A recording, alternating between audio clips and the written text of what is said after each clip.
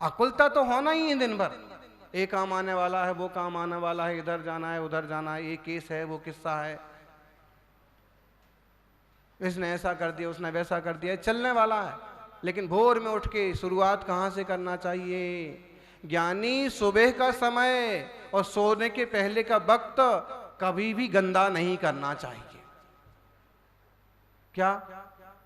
क्योंकि सो के उठे हैं, वो बहुत ज्यादा ऐसा एनर्जी टाइम है कि उस समय आप अपने ग्लैंड्स को जितने ढंग से प्रेरित करेंगे उस ढंग से वो स्रावित होंगे और उसी ढंग के विटामिन स्राव आपको उत्साहित करेंगे। आप प्रसन्न रहेंगे या दुखी रहेंगे, ये आपका सुबह का टाइम निश्चित करता है। किसी कारण से सुबह से ही उदास हो गए तो दिन भर आपको खुश करना बहुत मुश्किल। लेकिन किसी ऐसे ही सहज प्रसन्न हो गए भगवान को याद करके, गुरु को याद करके, या अपने जीवन को कि सौभाग्यशाली हैं कि जिन धर्म में जन्म लिया और सुबह उठ करके हम सबसे पहले मंदिर जाएंगे। शाम का समय क्यों खराब नहीं करना? सोते वक्त का समय बिल्कुल सावधानी से जाप करके 9 बार नमोकार का पाठ करके या भगवान को याद करके या कुछ अच्छी बातें करके विश्राम पर जाना। मोबाइल का चिखल्लस कर करके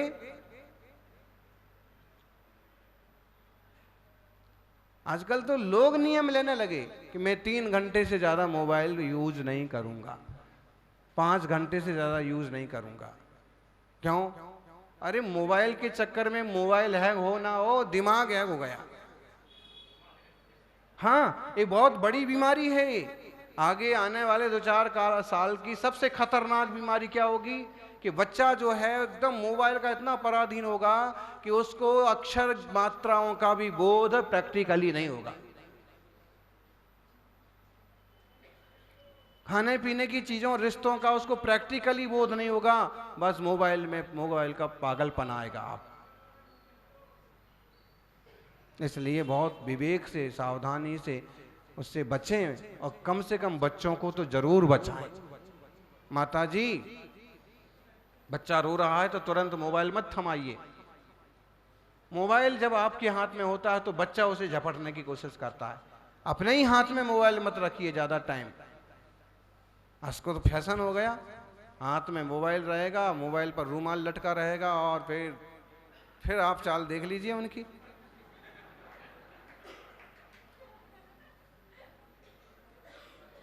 और यहाँ तो कल आरती के समय खुशकिस्मती है कि कोई डांस नहीं करते हैं। हमने देखा डांस करते हैं ना अम्माएं और लोग, तो वो क्या करेंगे, एक हाथ में मोबाइल पकड़ के रहेंगे और डांस करेंगे, ताली बजाते हैं। ताली ऐसे बजाएंगे कि बिल्कुल मोबाइल को कुछ नहीं हो जाए। बस मोबाइल क्या मोबाइल, थोड़ी देर के लिए घर रख के आओ, थोड़ी देर के लिए छोड़ो। अभी आपको रवि व्रत का उपवास उतना जरूरी नहीं है, मोबाइल का उपवास जितना जरूरी है। देखिएगा धीरे धीरे आएगा, धीरे धीरे कि एक दिन आप गैजेट्स का उपवास रखिए। शुरू हो गए ना? हाँ, प्रधानमंत्री बोलने लगे अब तो एक दिन जो है आधुनिक संसाधनों का उपवास रखिए। अरे बात हम तो 3 साल पहले से बोल रहे हैं। क्यों जी?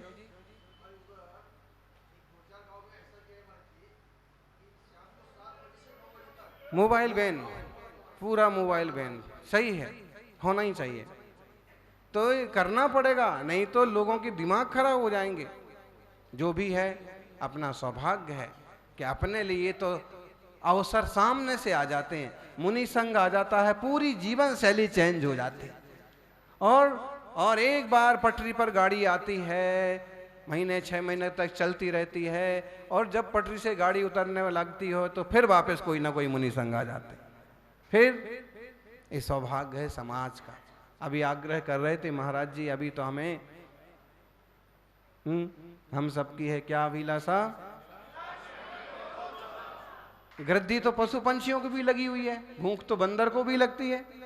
कल सवेरे आप कह रहे ना, जब अपन जमुना तरफ जाते हैं सुबह सुबह मॉर्निंग वॉक के लिए और स्वच्छ भारत अभियान के लिए,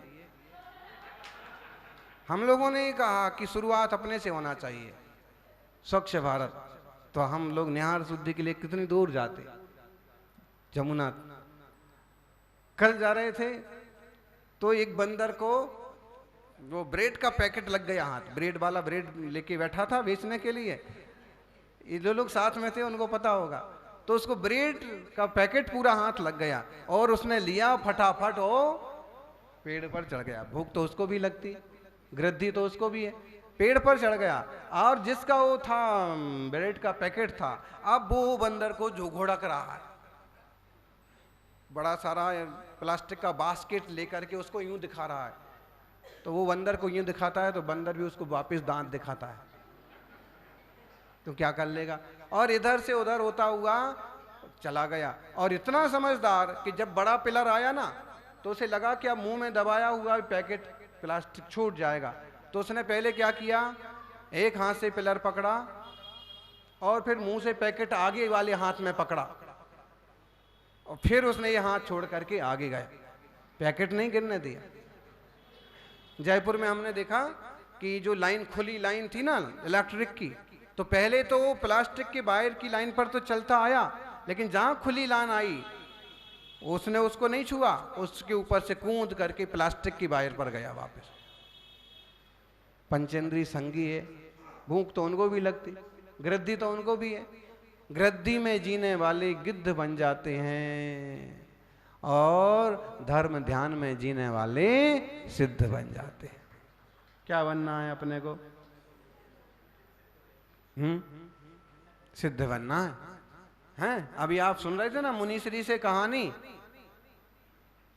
कि गिद्ध ने कही, ये चील के बच्चे, चील को ईगल भी बोलते हैं, मुर्गी के अंडे के साथ अपने अंडे देती है, वहां रख दिए। और जब वो बच्चे पैदा हुए तो मुर्गी के बच्चों के साथ खेल कूद करने लगे।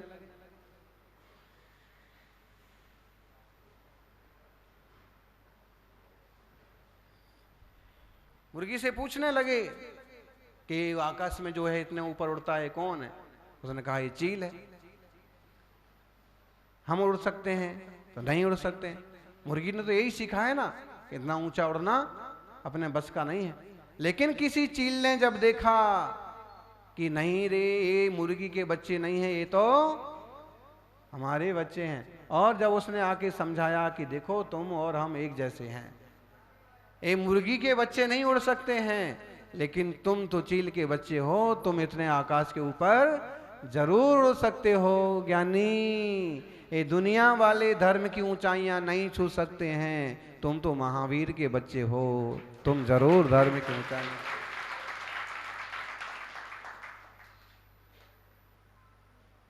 बच्चे छू गए ऊंचाइयां, उड़ने लगे आसमान में।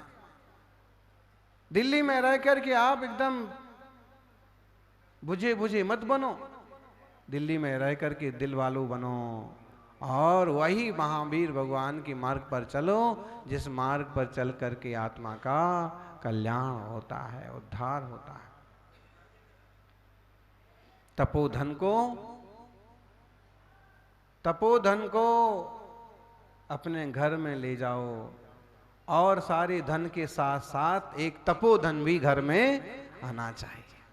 तपोधन मतलब निर्ग्रंथ तपोधन। यहाँ की ये वाक्य एक अच्छा जयकारा लगाते हैं, निर्ग्रंथ तपोधन आचार्य महाराज की जय हो, मुनि संघ की जय हो। वीतरागी तपोधन, तपोधन मतलब तप ही जिनका धन है, ऐसे मुनिराज क्या कहलाएंगे? बताओ, तपोधन। तो ऐसे तपोधनों के चरण भी घर में पढ़ना चाहिए। घर भले छोटा हो लेकिन मन छोटा, मकान भले छोटा हो लेकिन मन छोटा नहीं होना चाहिए। छोटे मकान में भी, आपको मालूम है चंदना ने जब पड़गहन किया तो उसका मकान कितना बड़ा था।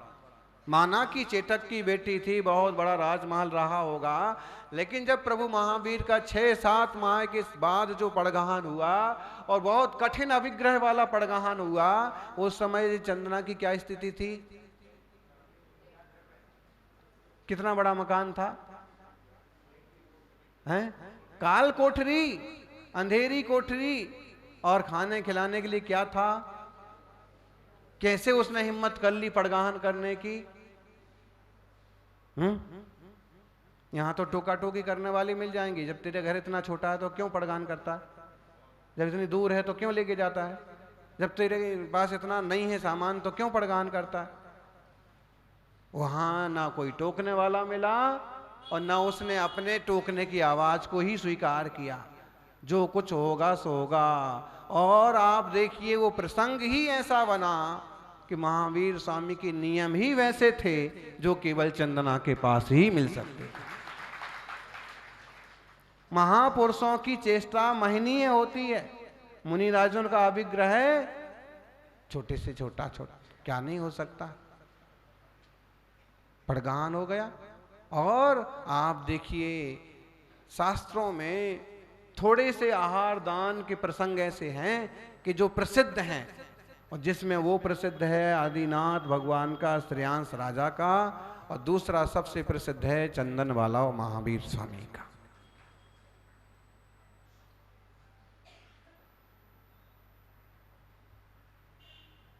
मकान छोटा हो सकता है, मन छोटा मत करिए।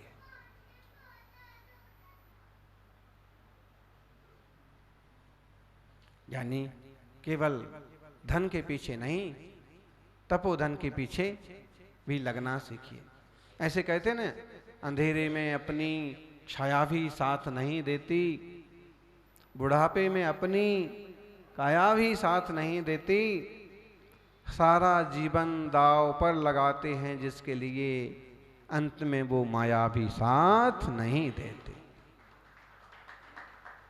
और आप देख लीजिए कि वैसा करते करते जीवन का ऐसा कोई पड़ाव आया कि हार्ट अटैक आ गया, कि कोई प्रॉब्लम हो गया, तो पूरा का पूरा डॉक्टर के नाम हो जाता है बैंक बैलेंस। इंसान की बड़ी फजीती है, पहले धन कमाने के लिए अपना स्वास्थ्य बर्बाद करता है और फिर स्वास्थ्य को ठीक करने के लिए धन बर्बाद करता है। अंत में ना उसके हाथ में धन बचता है ना स्वास्थ्य बचता है। यानी धन के लिए इतना सारा वक्त देने के बाद थोड़ा स्वास्थ्य के लिए दो। आप जो यहाँ शांति और सहजता से बैठे हैं, ये आप अपने मन को ही खुराक नहीं दे रहे हैं, ये अपने तन को भी खुराक दे रहे हैं।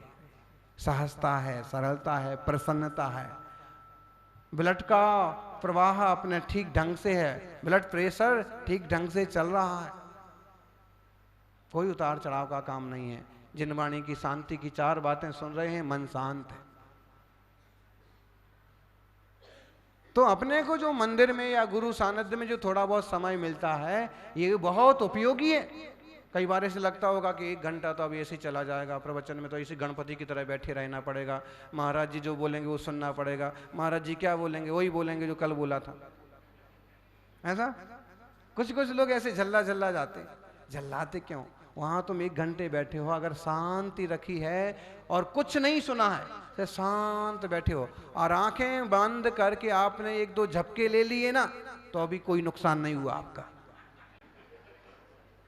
आपका बॉडी मेंटेनेशन हो गया। शरीर के लिए कुछ जरूरत थी, झपके की जरूरत थी, सोने की जरूरत थी, वो भी पूरी हो गई। और दूसरी है ना कि वो वहाँ के माहौल में जो पुण्य वर्गणाएं थी, कुछ नहीं लेने के बाद भी थोड़ा सा पुण्य तो आपके पल्ले भी पड़ ही जाएगा।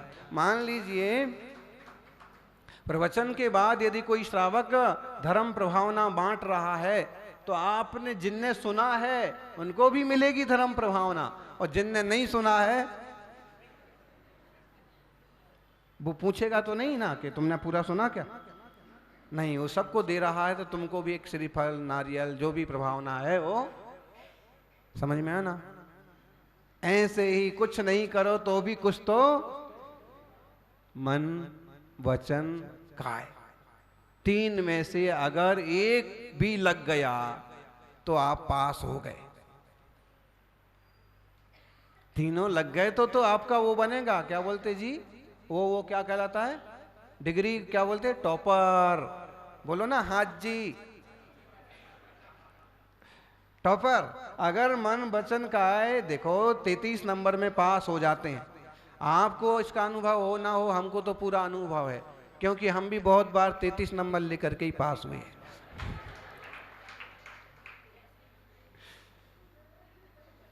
क्या करें?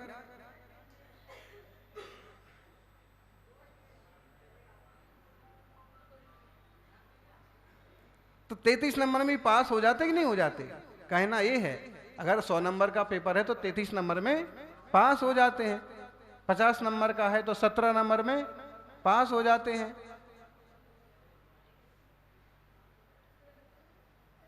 ऐसे ही मन वचन काय तीनों चीजें लेकर के आकर धर्म ध्यान कर रहे हैं, पूरे उपयोग से बैठे हैं। कुछ लोग बहुत उपयोग से बैठते हैं, सुनते भी हैं, समझते भी हैं, उतारते भी हैं और जीवन को बदलते भी हैं।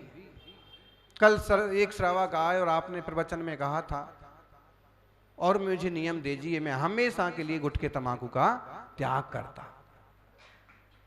बदलते भी हैं, हमेशा के लिए मेरा रात्रि भोजन का त्याग, बदलते भी हैं। तो जिसने ऐसा किया है उसको 33 पूरा 100%, 99% मिले, मन के भी, वचन के भी, काय के। तीनों क्वेश्चंस के सही सॉल्व हुए और उसको पूरे नंबर मिले। लेकिन अगर मान लीजिए उसका मन नहीं लगा था, जबरदस्ती उसकी मम्मी पकड़ के लाई थी कि बैठ, जबरदस्ती पत्नी ने कहा था कि अगर आज प्रवचन में ना दिखे ना तो तुम्हारी मान लीजिए, तो ऐसे ऐसे नहीं है, अच्छे लोग हैं सब, लेकिन फिर भी तो अब सिर्फ उसने 33 नंबर का काम किया कि मजबूरी में बैठा है सिर लटका करके, ठीक है, भगवान से प्रार्थना कर रहा है कि प्रवचन कब पूरा होगा, ठीक है। तो उसका ना वचन लगा है और ना मन लगा है। अब वचन तो बोल नहीं सकता है तो चुप बैठा है, और शरीर से इसमें भी उसको कितने नंबर मिल जाएंगे? 3 ही तो क्वेश्चन है, मन वचन काय। 3 में से एक भी लग गया तो 33 नंबर कहीं नहीं जाने वाले। इतना ही सही, 33 नंबर तो आपके, अगर आज 33 नंबर आएंगे तो कल 66 भी हो सकते हैं। मौन बैठेंगे, चुपचाप बैठेंगे और थोड़ा सा मन लगाएंगे। अगले दिन हो सकता है कि पूरे, हाँ, मालूम पड़ा कि जो आपको लाए था वो 33 पर अटक गया और आप टॉपर हो गए। हाँ, इनका भी ऐसा प्रसंग है कि ब्रह्मचारी जी ने इनको तो उपदेश दिया तो इनका तो टॉपर हो गया, साधु बन गए, वो ब्रह्मचारी अभी भी ब्रह्मचारी है।